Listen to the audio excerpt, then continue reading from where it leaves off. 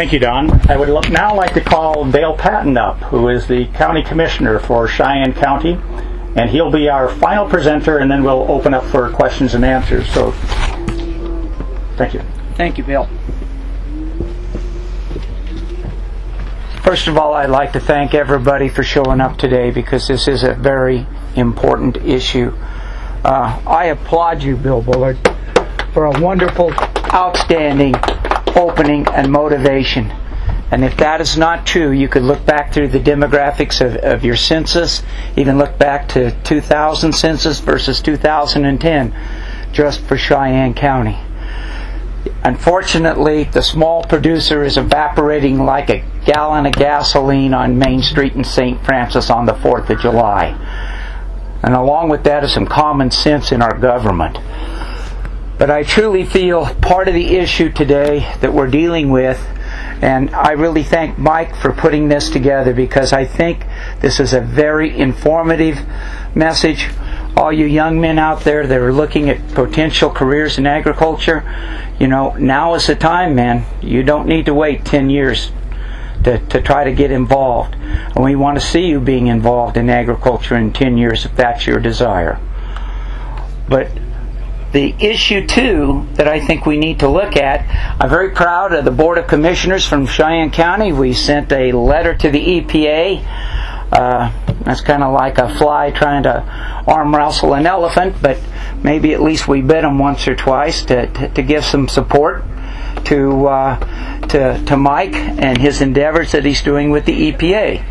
I mean, it takes sometimes, if all it is just a little burr underneath that saddle blanket, if we could put 1,000 of them there, maybe we can make a difference. And I think that's true with GIPSA, and that's been discussed.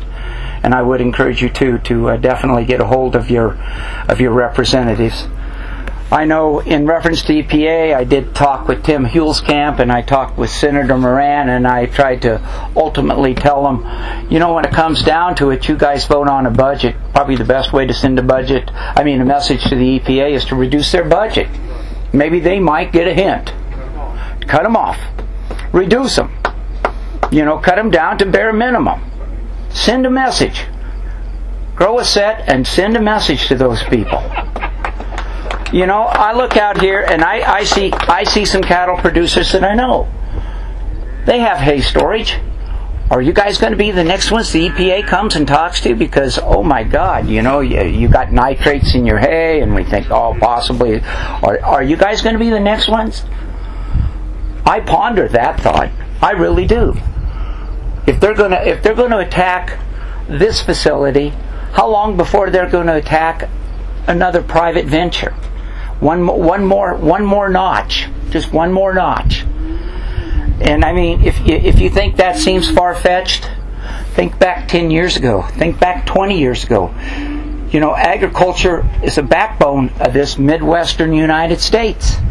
Agriculture is the #1 producer in all the states in the Midwest. When I was a kid growing up on the farm with my grandfather, I said, "Granddad, what are we really doing?" He goes, "Son, we're growing food for America and maybe for some of the world." He says, "You know those guys are building those pickups there in Detroit? We're feeding them." And it kind of put my whole life in a different perspective. So all I can say is, don't be complacent, don't sit back and just take it on the chin, or don't think, oh, well, this can never happen to me. Because I'll say this, I wish there was a representative from the state of Kansas here today. Because Governor Brownback made a statement, that he wanted to see western Kansas and rural Kansas redeveloped and re-energized and more productivity, more jobs. Well, if this isn't rural, and if this isn't about as far west as you can get in Kansas, I guess I'm pretty stupid. I've been called that before.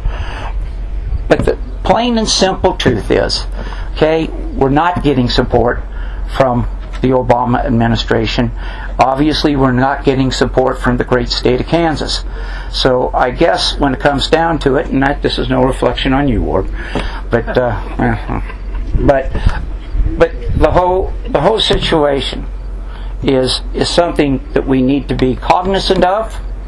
we need to be aware of, and just realize, oh, this will never happen to me.